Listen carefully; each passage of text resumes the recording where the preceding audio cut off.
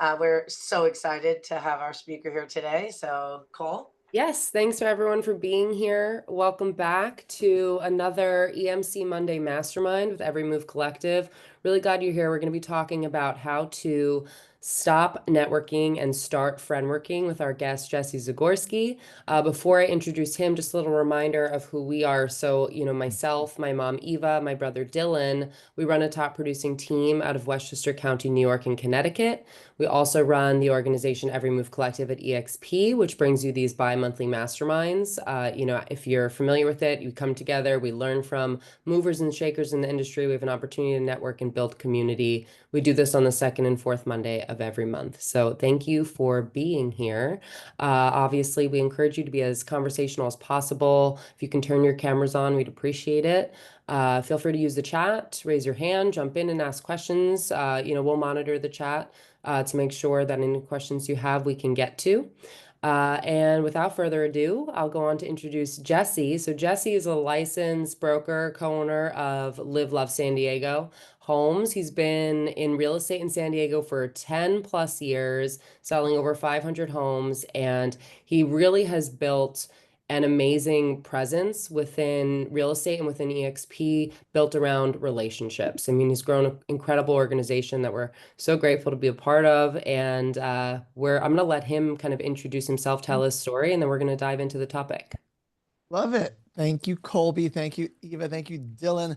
You guys have such wonderful leaders. Those of you who get on these calls every other week, you know what sort of value they bring. So thanks to all three of you guys. I really need to update my bio.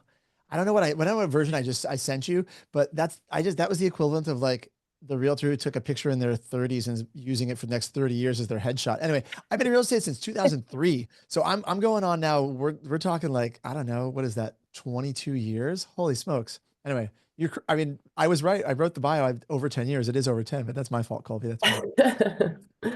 Yeah, I was going to say 10 years, huh? I really felt like it was longer. No, it's much longer. I got to figure out what version of the bio I sent. But I've been doing this for 22 years, and I've learned one thing in my entire career that could probably change your business more than anything I could teach you. You guys ready for it? Three people just leaned in. I'm gonna tell it to you in like half an hour. No, I'm kidding. All right, no, here's what I learned. All right, I'll break it down, make it this easy, and I'll tell you my story in a minute because I see a few friendly faces here. The people I've seen in other calls. Shelby, what's going on? Herb, good to see you. Jeff, if I didn't call you by name, it's only because you're probably on screen number 2 or 3. My monitors are very tiny. Anyway, here's what I've learned: that everything is possible in our industry. Talk a little louder, Jesse. I've never been told that. Is anyone else hearing me quiet? Yep. Yeah, I sound loud. I sound quiet. Must have been the earthquake. I can hear you. Interesting. It's very quiet, and my speaker's all the way up. Yeah, mine is too. Yeah, you're coming in almost like a whisper. Are all you guys in California? Is anyone else hearing me quietly? Yes. I hear you fine.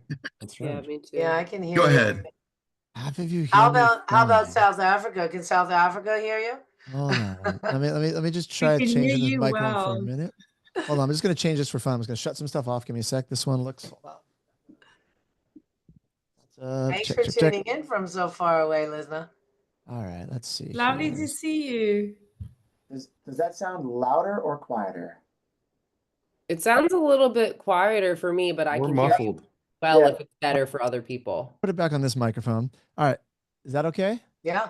I mean, No, that's good. I can talk real loud. If you guys want to turn your speakers down, I have no problem talking loud because there's nothing worse than listening to someone on Zoom that you can't understand. I just feel it's gonna be tiring for all of you if I have to talk like this at you for a while. All right, we're just gonna dive in. If you have problems hearing me, it's probably on my side, but that's okay. Let's roll through this. So here's the one thing I've learned in my entire career. It's that, and I'm gonna butcher the famous quote, but it's along the same lines. You get the idea that you can get anything you want in life by helping enough people get what they want. You guys have heard that quote? Zig Ziglar. Love Thank it. you. There you go. Zig Ziglar. I knew a couple of you know that one. So this is not a rehashing of Zig Ziglar's training. I'm going to completely change what that quote means and your relationship to it, because I built my entire business. I got a few slides. I'll go back and forth here. Oh, can I have ability to share my screen? Yep, just granted. Fantastic. So this is a concept that I call friendworking. And so this is the true story of how I made over $1 million making friends. And I say that just to get your attention. I'm not bragging. Like, look at those money made. It's just like, this has been how I've done my career. I've been doing this for 23 years. Right. And I started writing a book. I actually have it halfway finished. I may finish it someday, but if not, I'll give you the best parts of the book without having to read it. Right. Friendworking. Stop networking and start friendworking. And so whether your goal is just to do more business with buyers and sellers, like wherever they come from, the things I'm going to teach you will impact your business with them. But if you want to use this to connect with people that are, I've been taught them, we have a number of backgrounds. I'm gonna say something that's gonna shock you guys. I'm a little ADD. Is anyone else ADD like me? Am I the only one here? My Okay, kids say I am, half of you. Eva, what do your kids say? that I'm ADD. Perfect. Will you do me a favor, Colby? I will take Q&A, but can you mute everybody out? Because the clicking the microphone, the throat clearing, if it's distracting me, it's got to be distracting everyone else here. And I'm going to teach you guys a rule that's going to really help you. And I want you to be able to unmute yourself, ask questions when we get there, like all throughout, wave your hand, ask questions. But how many of you know this rule in real estate or sales? Always control your environment. Raise your hand if you've heard that one before. Okay, write it down. How many of you have pens? Write that one down. This is a bonus topic, nothing with friendworking, but it's really important. If you ever go on a listing appointment, and if you don't go on listing appointments, I hope you do someday. Or if you work with buyers when you do a buyer consultation, write this down. Always control your environment. If you sit down at a table to take a listing and there's a TV blaring in the other room and the kids are running around screaming and the dog keeps like barking and biting your ankles, how well are you going to do on that listing appointment? It'd be terrible. And most of you know intuitively that you should probably say something about it, but some of you would be it's not your personality style. You're like, I'm in someone else's house. I don't know what I say. You know what I do? I had a coach years ago who told me, always control your environment. So I'd say, when I recognize it, just like just now, I'm not going to fault whoever it was. They weren't meaning to, like their microphone was unmuted. They just bumped it. But that was like the third time someone had like, I'm like, it's just really distracting for me. So I was like, hey, on Zoom, it's real easy. Mute them all out. In real life, what do? Right? You go, hey, Mr. Seller, Mrs. Seller, I'm pretty sure, and let me, I don't know, I mean, this is probably normal to you, but for me, I'm a little ADD. Like, this is for my benefit. Is there any way we could shut that TV off over there? Did that sound pushy or forceful or weird to anybody? No. And then you go, and your kids, can we just tie them up for a bit? No, I'm kidding. Don't actually tie our kids up. But I might make a joke like that because I think because it's a pattern interrupt. But like, is there any way we could like have someone watch the kids for a few minutes while we do this? If not, or we can reschedule if that's easier for you. Because I really believe that selling your largest assets is probably a pretty important decision. And I'd love to have your entire 100% of your focus so you can really understand what we're doing and make sure we maximize your sale price when we sell your house. Does that sound fair? Again, how many people think that's really pushy and weird? No, it's really, but for my own best interest, isn't that appointment going to go a lot better when I do that? All right. I just wanted, that was a little side bonus topic for those of you that, some of you already do that. You're like, Jesse, I already do that. I know to take control. And some of you who are offended when I told Colby to mute people out, I wanted you muted out because I got good stuff to teach you and I need you right here with me. Got it? All right. So let's go back to friendworking. Friendworking. If you want to use this with buyers and sellers, just, normal people, cool. You can use this with anybody. But I think it's really impactful when you use it with people that can send you not one, not two, but like multiple deals.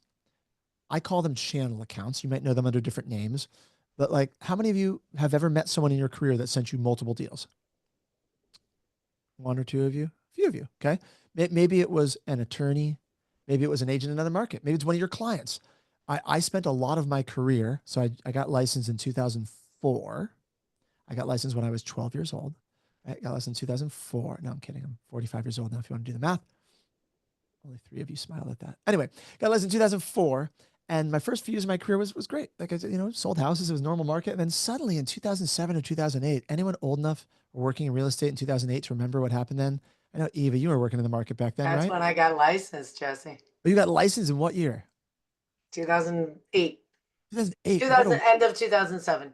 What a wacky time to get a license. What happened in our world of real estate the year you got your license? Well, you'll laugh at this because you knew Rick, but Rick was hounding me, get your license, get your license. And I kept saying, no, I don't want to sell. I don't want to sell. And then I finally got my license after about, 2 years. And that's when it landed. But I survived. I did survive.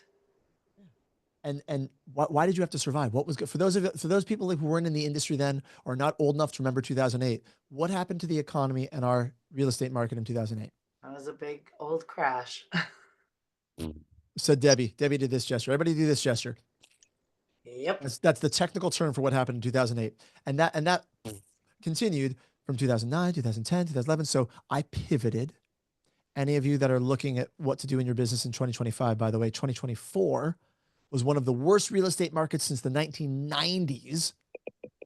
Fun fact, one of the worst real estate markets since the 1990s. Okay. And it was one of the worst markets, not because prices were declining like it did back in 2008. Last year was a terrible year for most agents, or a hard year, because there was so few transactions.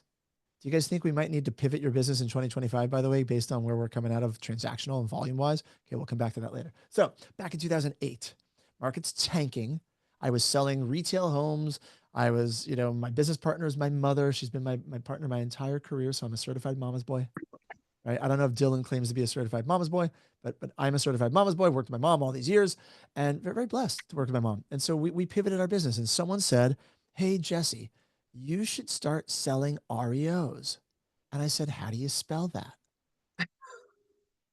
And they were like, "What do you?" No, I'm kidding. It's REO, real estate owned. REO. What an REO is, it's a foreclosure. In case you don't know, some of you have been in the real industry of just a few years, have no idea what I'm talking about. But like Jeff Russell, who's here, I see Jeff.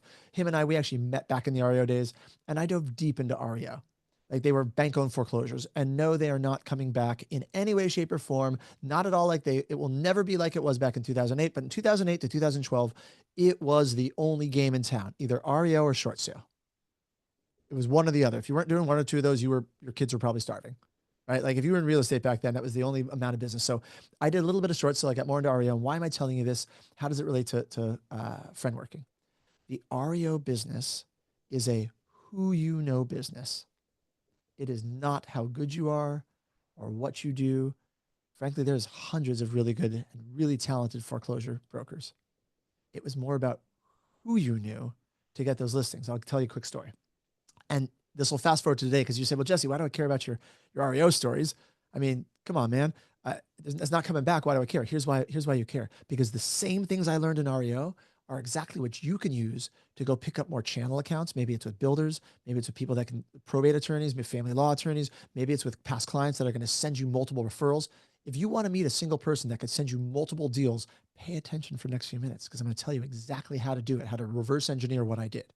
Right? Because I went from selling a handful of homes a year to selling hundreds of homes a year. We had like, I don't know, at our peak, we had like 80 or 90 listings, like active signs in the ground. We had like 80 or 90 listings at a single moment, which for San Diego was a lot. Other parts of the country, there people had hundreds and hundreds.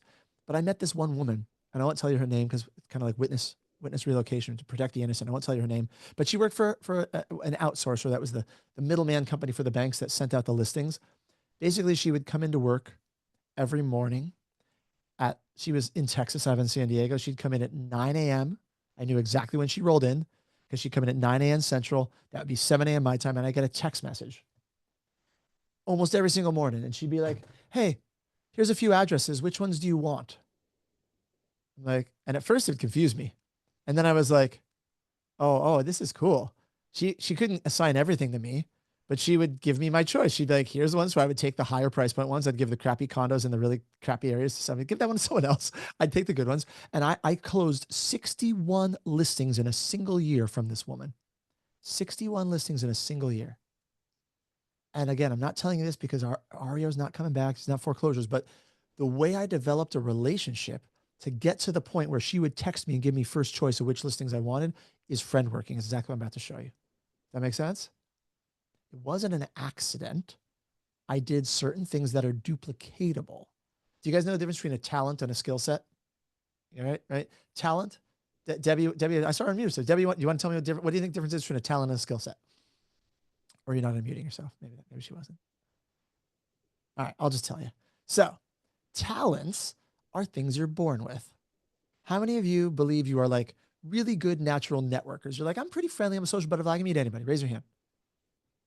Like, two of you. If your camera's off, drop it in the chat box. Drop the word, type the word butterfly, or just drop a number 1 if you can't spell butterfly. Let's see if anybody thinks they're a natural networker. Here you go. Oh, butterfly. Oh, emoji from Colby. Look at that. Herb says he's a moth. That's pretty funny. Jared's a natural networker. I met Jared in person in Cabo. Jared's a networker. He absolutely is. We shared a couch in Cabo many times. A very, very tiny room. We shared a couch and a mastermind. It's pretty fun. Anyway, all right. So a few of your social butterflies. If you are a social butterfly and you've never taken a training around this, it's probably because you have a talent for connecting with people. Talents are things you're born with, natural, God-given abilities, right? Now, connecting with people is actually a skill set. And some of you have been taught it, some of you haven't. And in the next 30 minutes, I'm not going to be able to take you, if you're like a 1 out of 10 and you can't talk to anybody, I'm not going to be able to take you from being like, you're a shut-in. I can't take you from a 1 to being a social butterfly, but I can take you from 1 to like a 5. And if you're already a 5 or a 6, I can take you to being a social butterfly with a few simple techniques. And they don't come all just from me, okay? They come from a few different sources, right? They come from a few different sources. I'm going to jump ahead to this one because I actually got the physical book on my desk here. I'm going to source one of the cool techniques from this book right here. It's called The Like Switch by a guy named Jack Schaefer. The Like Switch. And if you want to go deeper, because people always ask me, like, if I want to learn more about this thing, I haven't finished my Friendworking book. You can't read my book. You can just listen to a 30-minute talk from me. We'll answer some questions and we can hang out and be friends offline. But this book is probably one of the best books I've ever read on how to connect with people. It is an ex-FBI agent's guide to influencing, attracting, and winning people over. The reason it's on my desk, and I still have 3 more copies over there, is because when I used to run a big sales team, I used to have 21 agents on my sales team in San Diego. Jared, you'll like this. I know Jared runs a sales team. I had every single agent read this book when they first joined my sales team. I'd literally have them come to my office. I'd give them a physical copy. I'd be like, hey, go read this and let me know. I wouldn't require them to read it because it's a little bit like nerdy at parts. It's very like tactical. It's like step by step, but I would know the ones who read it and loved it, that they were going to be people I could pour into more, because there were people that were coachable in a way that I knew how to coach, and people that didn't connect with it, they were like, they weren't bad people and they still could create success. I just needed to figure out a different way to teach them this stuff. Does that make sense? So any of you that like really tactical step-by-step books, if you like the stuff I'm talking about today, go check this out. I don't have any affiliate links. I make no money. I don't know Jack at all. In fact, he doesn't even know I'm talking about him, but it's just good karma. So go buy Jack's book. All right. So let's go back here step by step. So let's see here. I want to show you this before I get into the detail. So many fun stories I can tell you, but I want to ask you a question. So let me put this on the screen here. All right, I want to tell you one other story, because I think stories are fun, because the actual formula I'm going to teach you, I can do it in 10 minutes or less. And I think unless I really get you present to like how impactful this stuff can be, it's going to be, it's going to sound too simple when I teach you the formula. So I want a little dramatic build up. I want to tell you one more story. Would you like to hear a story? I don't have time to tell all these. I can tell you a story about an oxygen mask from an old airplane. These, by the way, are all interesting gifts. So let me go back one screen here. All right, let me go to this one. Hold on. Oh, I've gone out of order on my slides. I want to show this one about gifts. You don't need a slide. You don't need a slide. I'll just tell you out loud. How many of you think free stuff is really good for building a relationship? Yeah? Some of you? Okay. Never underestimate the power of free stuff, right?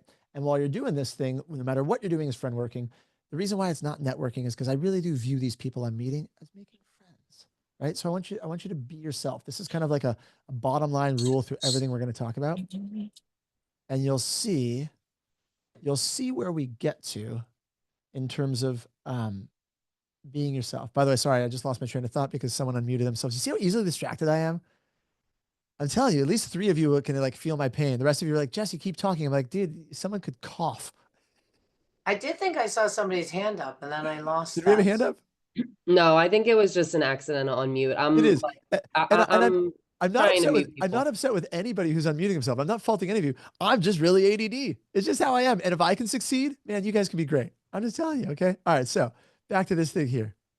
Be yourself, right? Be yourself. Be different. Get creative, get weird or nerdy or whatever it is authentic to you. As I show you these gifts that I gave in a minute, you're going to see just how weird I am.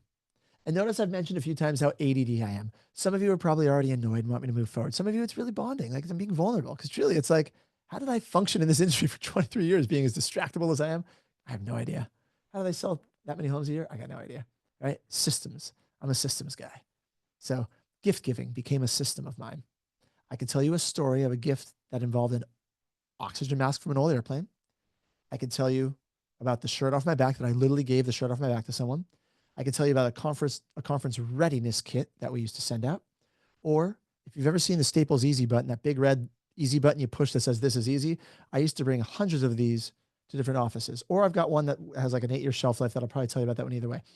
These are gifts, by the way, to get your brain thinking of ways you can use this with your clients and the people you want to build relationships with. So this is not just me doing fun story time. This is to give you ideas so you can figure out how to duplicate this.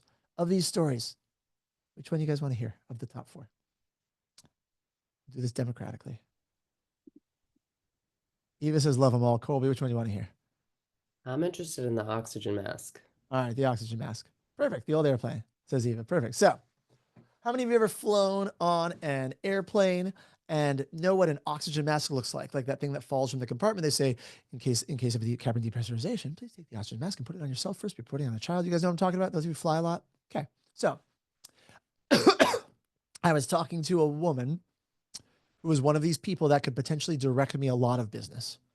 This is years ago back in the REO days, but again, all these stories apply. They work now. Whenever you're talking to someone who can potentially direct you business, this is why you could use it with a single client. It's just more powerful when you use it with someone that can direct you more than one thing. So she was telling me what a stressful day she was having. I'm like, really? She's like, yeah, we've been so busy. It's been like weeks and weeks. We were just overloaded. I'm like, and she made a comment. She's like, it just feels like I can't breathe sometimes. And we were getting to be friends at this point already. Like that's not a thing normally a work person would tell you, but it's a very vulnerable thing she said. You guys could if someone said to you, I feel like I can't breathe sometime, would that at least stick out in your memory? Yeah. Those of you who are in Cabo, you heard a speaker who talked about something called the heart spark moment. And I'll give him credit once his book comes out, but he doesn't have his book out yet. So you can't buy it. Anyway, as soon as it comes out, I will actually plug him in here too, because it was such a cool talk. And it was exactly what I'm talking about. This heart spark moment. When she said, I feel like I can't breathe, he calls it a heart spark moment because your little EKG would spark. Like this way, when she said, I can't breathe, it wasn't a positive spark. It was a negative stress moment. But that stood out to me. And I want you guys to all start being aware of these moments where when someone says something that's either impactful, good or bad, when you are aware of it, and then you can give a gift around it. And so that's why the speaker in Cabo, I'm looking at Eva and Colby because they were in the room, was so impactful because I'm like, oh, that just gave a name to what I've been doing for years. So this oxygen mask, she said she couldn't breathe. And I thought, it'd be cool. I'm going to send her an oxygen mask. So I literally went on eBay, wherever I went, and I was like, Googled or eBay searched for old oxygen masks. I found legit an old actual oxygen mask from an airplane in nice condition. And I ordered it and I got it sent to me and I put a little note inside it that said, for next time you feel like you're having trouble breathing, I hope this helps you relax. And I FedExed it to her office. What do you think this woman did when she got a box with an oxygen mask in it? Picked up the phone and called you? Yeah. Picked up the phone and called me and then showed every single other person in her office this really touching, like it was such a weird thing, but it was also really touching because of the conversation we'd had. And she had it on her cubicle wall for not one day, not 1 week. She had it up there for like 3 years. It was on her wall. Do you think every time she saw it, she thought about me? Do you think she might have had hundreds and hundreds of agents she worked with, but somehow I worked my way into her brain for about $12 off Etsy and $20 for shipping? Do you guys see how powerful little things like that can be? And like I was doing it to be a nice guy. I truly was, but I also knew what I was doing strategically from a relationship standpoint to build that bridge. And by the way, those of you who do agent attraction, it works with agent attraction. It works with those of you who are trying to get, let's say there's a builder in your area. Some of you are in areas where there's builders. That's man, if you could just get yourself in with a builder, you'd be set. Remember we talked about 2025 being different and where the market's at? You got to know where the market's at right now. Back then it was foreclosures. Right now, I'd be looking at builders if they were in my market, right? I'd be looking at anyone who deals with birth, death, or divorce. Because last year, the majority of transactions that happened were connected to a life change: birth, death, divorce, job transfer, relocation leads, right? Why? Because people have really great interest rates. And if you have a really great interest rate, are you going to sell your house because it's fun? Because you want to? No, you sell your house because you have to. Birth, death, divorce, job transfer. Look at where your transactions came from last year. I guarantee the majority of your transactions came from one of those categories. And if not, tell me another category. But find people connected around those. Okay. People, maybe you're near a military base. Anyone here near a military base? One of you? Okay, cool. Do you know what PCSing is? PCSing? No? PCSing is the military acronym for when they give you job orders to transfer to a new base. And you typically sell a house and buy a house. So it's a referral transaction as well as a purchase or sale. Okay. Those military specialists know this term. They call it PCSing. It's turned into a verb, as most military acronyms do. But imagine if you could find someone on base responsible for helping the people who are PCSing and make friends with them. By helping, how often does someone in these positions get a gift like this, right? Debbie just said, I love the uniqueness of your gift. It's about being unique in the gift giving strategy. Okay. One more here. I got to show you this one because this one's cool. Otherwise, later I can tell you some of these other stories, but this was a marketing piece I did. I might even have a physical one sitting here. Hold on.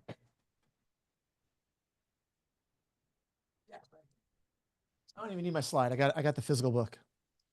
Okay. I put together, if you can read it, a scratch and sniff day in the life of an REO broker. How many of you have ever been inside a foreclosure? Bank going home. Raise your hand or drop a 2 in the chat box. If you've ever been inside a foreclosure, okay, everyone put their hand up. You got it. Okay. Do you think a scratch and sniff book would be a good idea or a bad idea for a foreclosure? It's a really creative idea, right? It's a really creative idea. Anyway, so why did I do this? Because I like weird experiential things. And when I teach you the formula in a minute, you're going to see why this was so impactful. But this thing literally it's still counting. I mean, at the time I made this slide deck, it had an 8-year shelf life because I had people that I had given this to 8 years ago that still had it on their desk. Has anyone ever sent out a postcard or a mailer that had an 8-year shelf life or a gift? Maybe a set of Cutco knives. They're supposed to last forever. I don't know. Right. With your little name engraved on it. So as they're cutting something, they're like looking at your name. That doesn't, I mean, I'm not knocking Cutco. I'm just saying like, I don't know. Like, does that really, like, I guess it's cool, but like this thing, check this out. I'm patting my own back here. Cause this is a book that rhymes like Dr. Seuss. Okay. Check this out. That looks like me, by the way, because my wife did the artwork. It is me. Okay. I'm the character in my own book. It says, every day when I wake, check my email as the sun rises. My day is always full of surprises. And if you scratch the sun, go ahead, everybody scratch the sun. No, I'm kidding. You can't do that on Zoom. Anyway, it'll smell like coffee because there's 6 good smells and 6 bad smells. Because I knew if I made an entirely bad smelling book, it'd be terrible, but I wanted some good smells. So I smell it, see if it still smells.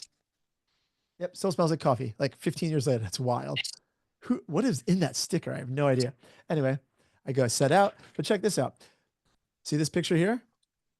Before the trash out, there can be garbage and flies, sometimes so bad you don't want to go inside. Like, there's a whole book I wrote. It's like Dr. Seuss. Anyway, I won't read you the whole book. This is not story time. I had clients of mine that, again, were responsible for sending me listings that would take that book home and read it to their children to explain what mommy and daddy did at work. I have a video of they call him an asset manager, of one of my asset managers legitimately reading it to his daughter in bed at night as story time. And I did never count how many deals I did with that guy, but like I probably grossed hundreds of thousands of dollars from that one connection alone. Do you guys get how cool this stuff is? And this is just one strategy. This is just the gifting. How many of you are already seeing, like, I know people in my world that I want to do business with, like I'd use this with right there. 1 or 2 of you, anybody raise your hand? Like, I'm starting to get this. All right. Let me make it more strategic then, because not enough hands are going up. So I told you about this book, The Like Switch. We'll come back to gift giving in a minute. But I got to teach you something, and this comes straight out of this book. This is not my own intellectual property, but it is so good, I'm going to use it and steal it and give credit to Jack, but I'm gonna teach it to you. It's called, oh wait, nope. Hold on, I gotta skip ahead. This one. The friendship formula. Can you guys see this on the screen here? The friendship formula. Yes, All we right. can. So as we go through this is rule number 1. I want you to write this down. Be authentic. This only works if you're being you. If you think writing a scratch and sniff day in the life of an RA broker is weird, don't do that one because it's not gonna work for you. You got to do things that are authentic for you. If you're like, I'm a little weird and I'm okay with that. I played in bands most of my life. If I turned my camera, you'd see a guitar hanging on the wall. Like, I just want to be a rock star. And I still think maybe someday I'll be a rock star, but at 45, it may not happen. I don't know. Dream big dreams. But like for you guys, whatever version is you, the most authentic version, maybe you're very serious. That's okay. You can do this stuff and still be serious. Does that make sense? So here's the friendship formula. I want you to write this down because the rest of the next 10, 15 minutes, we're going to talk about this thing. This is back to that Zig Ziglar quote, help enough people get what they want so you can get what you want. This is what's really underlying what Zig is saying, but I didn't learn this till much later. So friendship formula. All right, we already talked about where you can use this. Here's what it is. I'm going to break it down, but I want you to write this down first. Relationships, or take a screenshot. Relationships, and this is all relationships.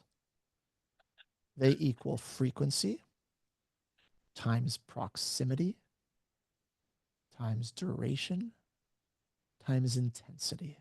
I'll read it one more time, then I'll pause because I know people need a minute to write it down. Relationships equal frequency times proximity times duration, that's right, length of time, times intensity. I'll leave it on the screen for a minute. Look at your faces on my other monitor. Once you write it down, everybody give me a thumbs up when we wrote it. Everybody good? All right, cool. So when I say all relationships, I'm literally talking about any relationship in your world. Anybody have kids here besides me? I got 2 little kids, a couple of you. Okay. Same thing, relationship with your kids. Okay. How many of you have significant others? Raise your hand. You don't have to raise your hand for that if you don't want to, but significant others. Okay. Same thing with significant others. How many of you are single? Anyone want to raise your hand for that one? Those of you who are single, this works if you're single too, by the way. Okay. If you want to meet someone else, if you don't want to meet someone, do the opposite of what I'm teaching you. Okay. This works with your clients. It works in the business. This is everything. This is human being stuff. All right. I'm going to break down what each of those 4 are, but use this for peaceful purposes. Frequency. Let's start with that one. Frequency is how often do you see someone? How often do you see them? Right? Back in the REO days, I used to jump on a plane and visit my clients almost once a month. They were all over the country. Why would I get on a plane? Because frequency. And that's why, well, actually, why I got on a plane was proximity, but why did I visit them every month? Frequency. This is back before the days of Zoom. We weren't doing a lot of video calls. It's 2008, 2009. You guys probably don't remember before Zoom existed. We had to get on a plane to see people. It was lame. I traveled a lot. Right? These days I would have done Zooms. I would have done a lot more stuff. Social media, right? How do we use social media to dial up the frequency? How many of you follow any of your clients or your clients follow you? Raise your hand. Only a couple of you use social media. Every time someone shows up in your newsfeed, that's frequency, right? That's why they tell you to post and comment on their stuff. Just, you don't even have to post commenting on their stuff because they'll get a little rush of endorphins when they see your comment. Don't just hit like or heart because that's silly. No one looks through all their likes. But if you actually take the time to write I'm not saying don't do that, but I'm saying if you want to do this sort of dial up your frequency, actually take the time to write a comment of more than 3 words, right? Don't just drop cool because that won't trigger the right endorphin rush in their brain that we want. We want them to say something like you read their post and you took time to write a sentence, not a paragraph because they're not going to read that, but a sentence. And they're like, oh, they won't even consciously think so-and-so thought about me. They just have in their brain a little chemical rush that triggers in their head. It's like pfft, that little dopamine kick, right? And they're like, oh, cool. And I said it wrong. It's dopamine is the one that's being triggered. Dopamine is that quick hit. Dopamine. And you keep doing that all the time, you're increasing the frequency. Does that make sense? Okay. Now, here is a rule about frequency. Because some of you are, how many of you are overachievers? You're like, I just know this about myself. I'm an overachiever. Yeah, 3 of you. The rest of you are lying. Because at least half of you are. If you're on this call, you're an overachiever. You don't jump on a free real estate training unless you're an overachiever. No offense, all of you guys. You guys are all wired for growth and overachieving. So those of you overachieving, I want you to take this frequency one and like make sure, like, right? Isn't it weird to start showing up all the time? Is it awkward? Here's where it depends. Rule number 1, actually it's rule number 2, I guess now, because be authentic was 1. Be a cool person. What does that mean? Context is important. Don't be creepy. Use your judgment. Especially men on here, building relationships with women, really don't be creepy. Like, don't start DMing them and texting them all the time if you don't know them at all. You want to slowly like increase your frequency. Start little by little. And as you deepen your connection, get more often. Does that make sense? Let's say I'm just looking at John because I see John in the middle of my screen, right? John, wave your hand. Everybody see John. If you're on gallery view, there's John. Hi, John. John, have we ever met? We've never met, right? Okay. If I started, John, where do you live in the country? Denver. Denver. Fantastic. So I'm in San Diego, right? Jesse Zagorsky, San Diego. He's in Denver. If I started showing up at John's house or office, let's use office. That's less creepy. If I started showing up at John's office every day for the next 2 weeks, John, would that be strange? Yes. Would it be even potentially like creepy, like beyond strange? Right. Exactly. Yeah. And if I showed up at John's window at home, by the way, I'm not going to do this, John, please don't report me. If I showed up at his window at 3 a.m. and started tapping on the exterior of your window, how creepy would that be? Oh, very. Super creepy. It might be effective. I'm trying to get your attention, but it's not the attention I want. Okay. Thank you, John. Right. I promise not to do that. I picked John so he wouldn't be, I think he could handle that. All right. So for the rest of you, you're not really going to do this in real life. I get that, but still sometimes you do the digital equivalent of tap on their window at 3 a.m. You don't even realize you're doing it. Okay. You're coming on too strong. I want you to slowly ratchet it up. Those of you that like never like show up, you need to come on a lot stronger, right? Because frequency, it's that simple. Let me go back a couple slides so you can understand how this all goes together, right? Because I'll go through each one of these. But if you want a relationship with someone, it's based on these 4 things. And the more, if you leave all of these the same, proximity, duration, intensity, if they're all the same, but we start increasing our frequency, guess what? We have a stronger relationship. Does that make sense? Okay, but let's see. Let's not just play with frequency. What if we play with proximity? That's how physically close we are to someone. This is why I got on a plane to go to every conference I could. And I still do. I know we have agents from every brokerage here, but like a number of us are with EXP, and we have a few events a year that are really amazing events. And I've not missed a single one in 6 years. Why? Because of proximity. And you hear this phrase that if any of you have ever said it, please don't think I'm judging you. I just think it's lame every time I hear it. Proximity is power. Has anyone ever heard that phrase? If you say it, I'm not judging you. Like, there's nothing magic about just sitting next to someone. Okay, that's not power. I've sat next to some really powerful people and my life has still sucked for a while. Okay, but what it does do is proximity is great for deepening a relationship. Does that make sense? Like, that's why you want to get in rooms with people you want relationships with. Like, just being in a room with successful people does not make you successful. There's no cause and effect. But if you want to have a relationship with someone more successful than you, so you can learn from them and be mentored by them, then sure enough, yeah, you want to get in that room. Because proximity is one of the 4 factors of the friendship formula. So we can use video to fake the brain. I'm going to give you an example by using the TV show Friends. Okay. How many of you have ever binged watched a TV show? Do not raise your hands for that. Just blink your eyes 3 times if you've ever binge watched a TV show. I see a lot of people blinking their eyes. Herb's still out of himself. It's okay, Herb. It's nothing embarrassing these days. It's like a rite of passage to binge watch a show. So I have 2 little kids. I have a 6-year-old and a 9-year-old. When my wife was pregnant with our first child 10 years ago, she had a bit of nausea that lasted for like 4 months. I don't know if anyone ever had kids, if you were familiar with this, like it was bad. And so she just like, she's kind of gave up doing like for a while. She's like, I'm just like, she just watched a lot of Friends, the TV show. She's like, it makes me feel good. Like she like took up sewing. She like learned to sew because she was just like so nauseous. She couldn't do it. So she learned to sew. She watched Friends. Even when she was sewing, Friends was on. If I just do this, how many of you know that that's from the Friends soundtrack, right? The theme song. Is anyone watching our Friends like that might be right? A couple of you did. Anyway, song plays beginning of every time. I heard the TV show Friends, because I was working from home back then, in the other room for like 3 or 4 months. I almost watched none of the episodes with her. Like I was working, she was watching it, but I heard their voices. Chandler, Monica. You guys know the names of the Friends characters? No? Okay. Like the characters in Friends.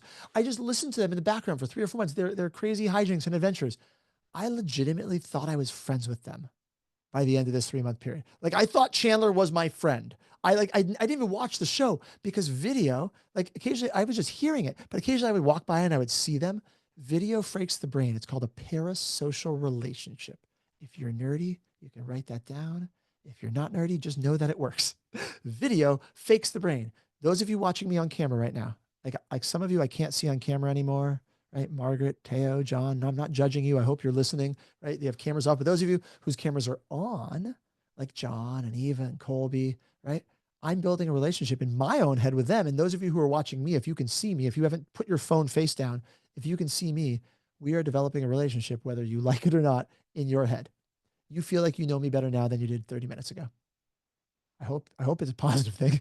Hope it's not a terrible thing, but like, this is why sending video text messages is a really impactful way to deepen a relationship, right? You guys had a speaker on one of these calls as one of my good friends here at EXP. Her name is Krista Mayshore. She is a huge proponent of video texting. You just video text 10 people a day, right? That's enough to turn your business around. Just who do I text? Doesn't matter. 10 people a day and send them a video text. What do I say? Doesn't matter.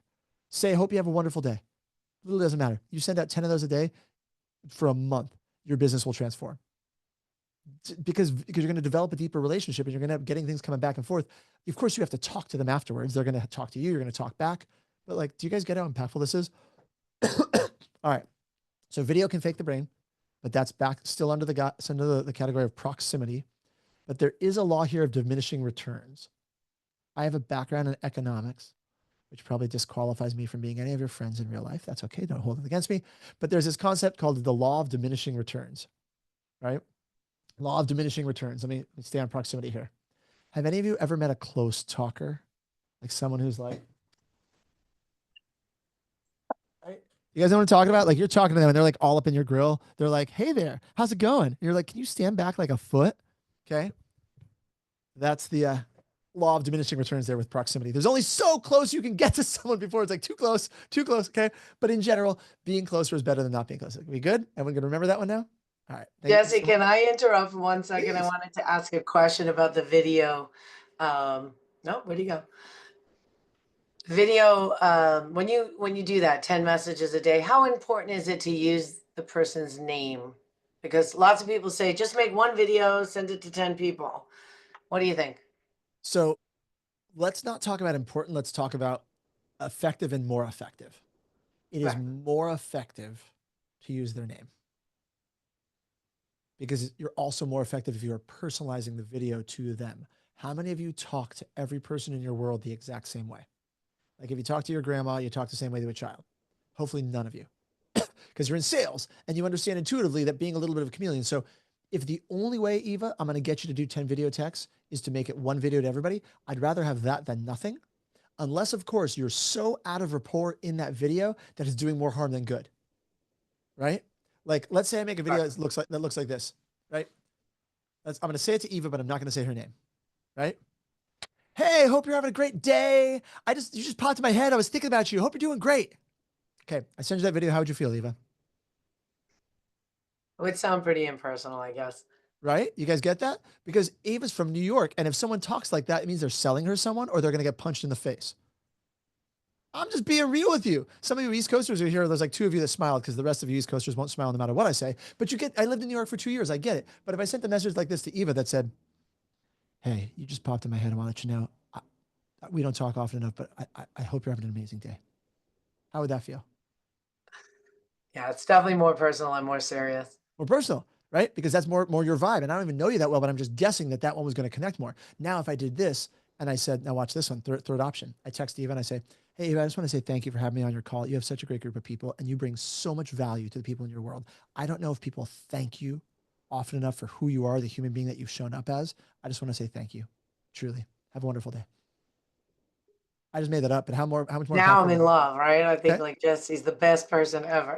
Get that? And that was a genuine compliment to Eva. But do you see how, well, again, there's nothing wrong with the generic one. It's just not nearly as effective as taking 30 seconds and recording something personal. It's not about using your name. It's about the content of the message you say, which is going to get, when we get to intensity in a minute, you'll see how this ties in. Great question, Eva. Thank you. Anyone else got questions while we're paused for a minute? Feel free to jump in anytime. These are great questions. All right. So that was proximity. So we've done frequency and we've done proximity. The next one is duration. How long are you with them? This is just the raw amount of time, period. This Zoom, it's an hour long, correct? I'm on schedule. But if you guys want to hang out, I'm wide open today. We can hang out for 8 hours. We'll be best friends by the end of it. No, I'm just kidding. We have an hour. And if it was a 10-minute call, you would be a lot less bonded to me than the fact that those of you who actually pay attention for the full hour. Make sense?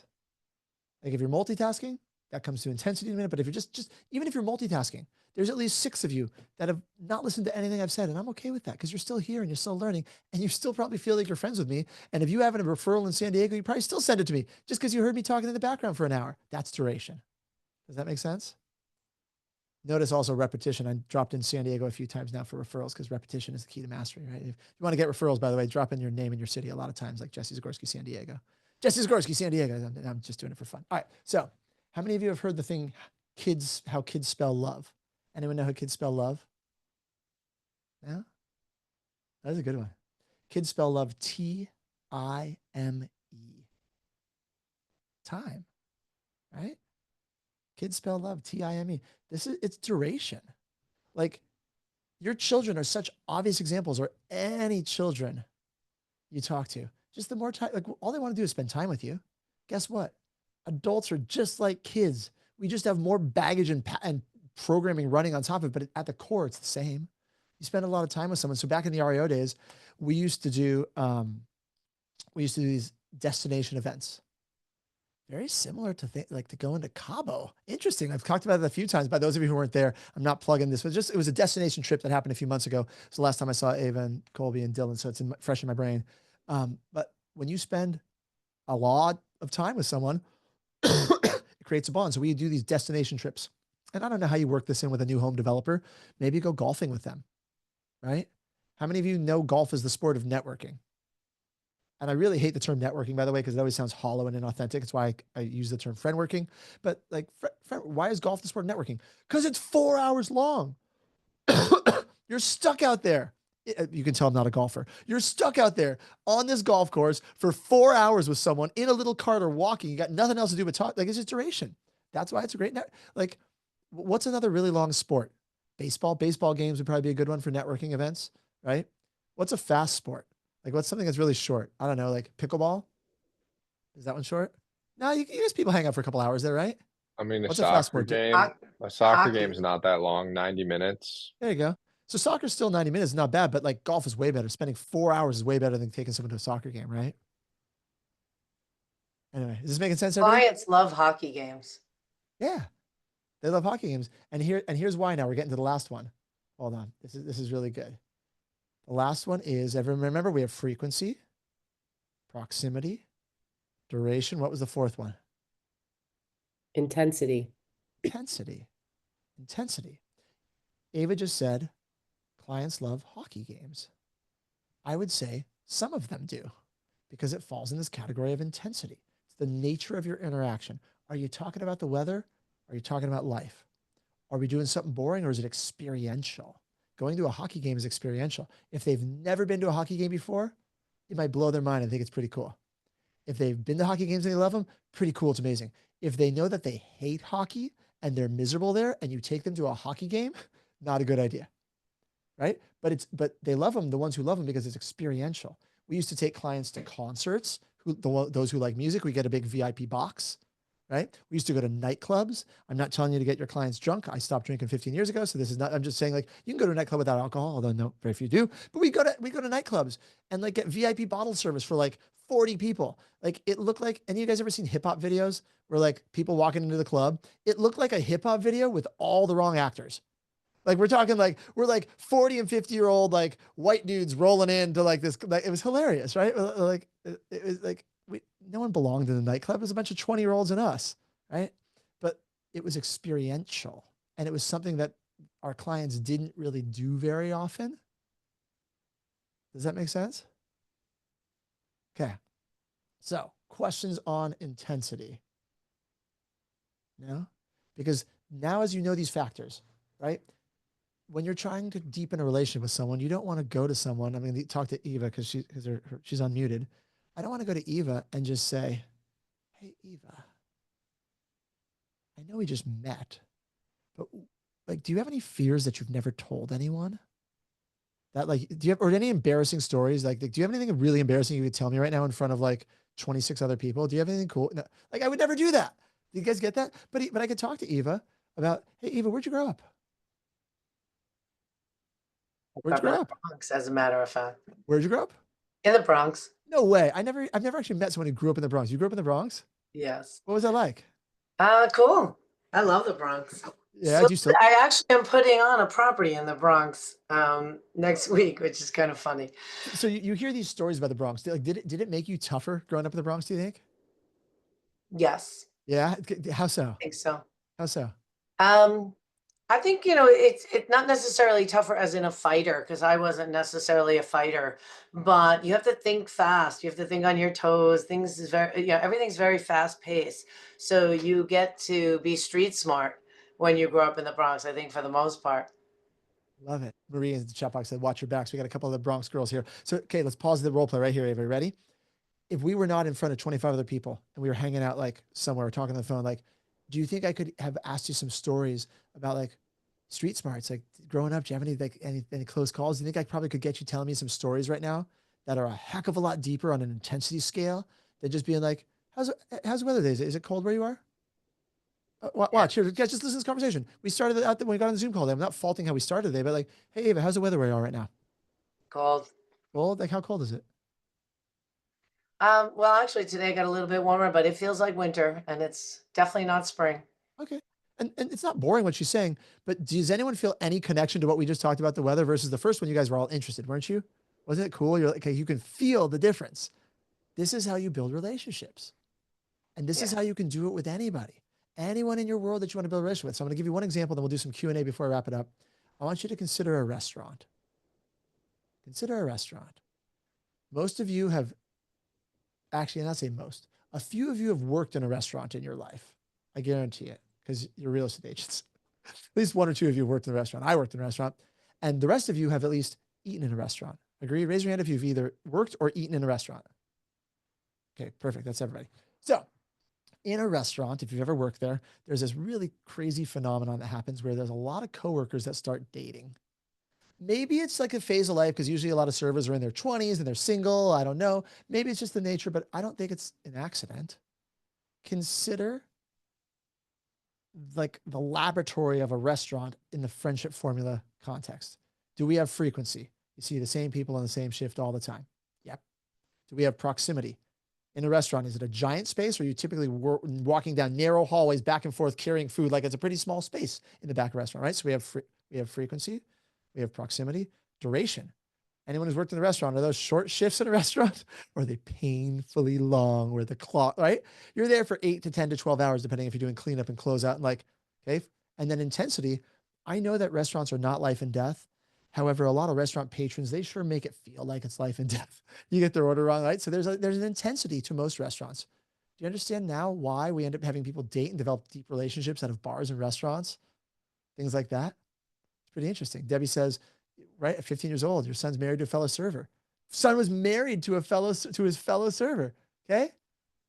There we go. Debbie, like, this is the perfect example. How cool is that? So do you guys understand this? So now that I just give you that example so you can kind of remember these things, be like, oh, okay. So if I wanted to ratchet up like the friendship formula, be strategic with these things, right? Be strategic, be intentional. You can change any of the 4 factors. You can change any of the 4 factors like frequency, proximity, duration, intensity, ratchet them up, bring them down, whatever we need at what we're doing with the relationship, and do it strategically and intentionally.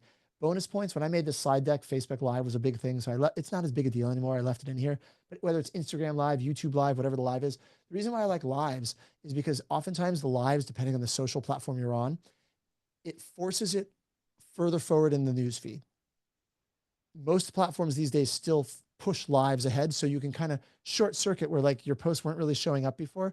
Now, when you do a live, it puts you, so that's frequency, proximity, right? We get those 2 things just by doing a live. It gets us there. If you feel uncomfortable live, figure out proximity and frequency a different way. You know, the old school training program that had pop buys a part of their thing. You guys remember pop buys? Stop by and give them like a little ear of corn, a little tag. Like they're kind of hokey, but like, you know why it worked? The friendship formula wasn't because of the hokey gift you were giving them. No one cared about the gifts. It was frequency, proximity. Like it's that stuff behind. It's the psychology stuff behind it. I got 5 minutes left for Q&A. Was this helpful, guys? Does this help you? Did you learn something new today? Cool. What questions do you guys have, if anything? While we're looking for questions, I'll put my my Q&A on my contact info on the screen. You can follow me on any social platform you want to be found at Jesse Zagorsky. I'll drop my cell number in the chat box too, because I've learned that I can give my cell number out to thousands of people and no one will ever text me. So all good. My cell number, it's 858. Jesse, we do send out a copy of the Zoom call to everybody that attended and or signed up with your contact information as well. Perfect. So feel free to include my cell number. Like I'm not worried. No, like one of you will text me. It's cool. All right. We got some questions here. Let's see here. What do we got? Mike says, people will forget what you say. Oh, comment. This is I want to say this quote's attributed to Oprah, but I don't remember if someone else said it first. It's a great quote, Mike. People will forget what you say, but they'll never forget how you made them feel. Isn't that Zig Ziglar as well? I have no idea. I always thought it was an Oprah quote, but that's where I heard it. Maya Angelou. There you go. Maya Angelou. Maya Angelou probably quoted, or sorry, Oprah probably quoted Maya Angelou. There you go. It's Maya Angelou quote. I can just picture Oprah saying it. That's why, like, in my mind, I've heard her say it. Okay. I have a quick question. Yep. So, you know, a lot of what you talked about, you mentioned early on, is, you know, there's difference between talent and skills. Skills can be learned. Talent is kind of what you're born with. I feel like it's always come naturally to me to build relationships. It's kind of like my love language, if you will. Like I love having really strong relationships with people. It energizes me. It doesn't exhaust me. I'm an extrovert in that sense. So for someone on the call who might be more introverted, or, you know, they really recharge their battery away from people, how do you think that they can approach this strategically in a way that's sustainable? Yeah, I'm an introvert. Might be shocking to some of you because I'm close to the middle where I can definitely float to the extroverted side, but like I like private time. I like quiet time. I like to wake up really early because no one else is awake yet. Like truly, like I go hang out in my jacuzzi in my backyard. So I actually am an introvert. And how do you approach this? The exact same way, Colby. You do it because there's a strategic business reason for doing it. Like I do a lot of stuff in my business that I would never do. Like I actually hate social media. You want to get me on a tangent? I think social media has been the downfall of so many good things in our society. And if you look at kids and depression rates and suicide and the blah, like I'm telling you, there are studies that now back this up that what we've known for years. Not getting off my soapbox, you guys can all keep using, but from a business standpoint, social media is one of the single most leveraged business tools we have. Instead of needing millions of dollars to run a commercial on the Super Bowl for free, I can put out a video that thousands of people see, or even hundreds of people see, right? So I don't like it, but I use it. Same thing here with the friendship formula. If you're an introvert, you got to structure it with time to like recoup and know, like I would go on these trips that were like 2, 3, 4 day trips where I was on 24 hours a day, well, except for sleeping a few hours, but like really 24 hours a day with like groups of people for like 3, 4 days. And I would come back and I would just turtle afterwards. I'd just be like, okay, don't talk to me for a day and recover. But I made millions of dollars from these trips. That's why I did them, because I needed to make money and I wanted to make money and I wanted to make an impact. And so you combine those things. And back in my 20s, I was a lot more wired for money. These days, I'm more wired to make an impact. Right. So if you're not wired for money, you're going to build relations with people to make an impact. And even if you're an introvert, you're going to do it because like it's going to help you get where you want to go. Again, it's not networking is about looking through someone to get what you want. It's not about this. I'm building a relationship and good things just come out of it. Does that make sense? Does that answer that question a little bit? Yeah, definitely. Yeah. Cool. Really insightful. Thank And you. I love that you know you have to be wired for something, right? Whether it, you know, whatever it is that's charging you up, that's what brings the success in the area that you're looking to have success in. Yeah. Yeah. And now, like, I guess this will also help for maybe like a handful of you. Even if you're an introvert, there was a really good book, Colby, for the introverts called Quiet. Has anyone ever read the book Quiet? Any introverts here? Yeah, you've read that, Colby? It's a great. I've read it because my partner's an introvert. Yeah, Quiet. The sub headline, I don't have it in front of me, but from memory, it's something like the power of introverts in an extroverted world. Yeah. It's a really cool book for any introverts. And by the way, if you're an introvert and you're here, your camera's probably off. You're not raising your hand. I get that, right? But like, if you're introverted, or if you're extroverted, but for the introverts, if you look at this like a science experiment, like you're building relationships and you're just like, interesting. What happens when I pull on this lever? What happens when I do this one? Like if you approach it that way, it's less like I'm putting myself out there and I'm being vulnerable. It's like, you're just like, let's pull this lever. Let's spend more time there. Oh, that was interesting. Like you treat it that way. I think that also helps too. And other questions? We're at the top of the hour. I can answer one more question. We can wrap it up, whatever you guys want to do. Anybody have anything? Well, I'd like to say thank you. Yeah, thank you so much, Jesse. This was so awesome. So great to learn from you. And do we still have Lizna on here? We do. Yes. For those of you who enjoyed this, we do this twice a month. The next one is with Lizna Nell, who is on this one as a guest right now, and she'll be on in 2 weeks, Monday, April 28th, as our featured speaker. She lives in South Africa. She's going to tune in and talk to us about building relationships across borders. So kind of a cool spin-off from this one. Ooh, I love that. So Lizna, can you unmute yourself for a minute? I can do, Jesse. Thanks. That was awesome. I am going to be making videos, even though I get super uncomfortable. But I'm really excited for 2 weeks' time. Hope to get to spend some time with you guys and chat about building relationships as you did now, but cross-border, getting out of the comfort zone, country, or the state that you live in. I love that. So this is a personal question for me, but will help people. So for people who are here today, I'm assuming since we're going across border, you have a spin on it that's probably either similar or is it very different than what we taught today? I think relationships and people are always similar. I was fortunate enough, Jesse, to work on international cruise ships for 6 years in my younger years. And I think one of the things that I learned is about international relationships and the different cultures of people and how we connect with different people from the norm of what we used to. So I'm really looking forward to that, because with different cultures comes different personalities, which is always exciting.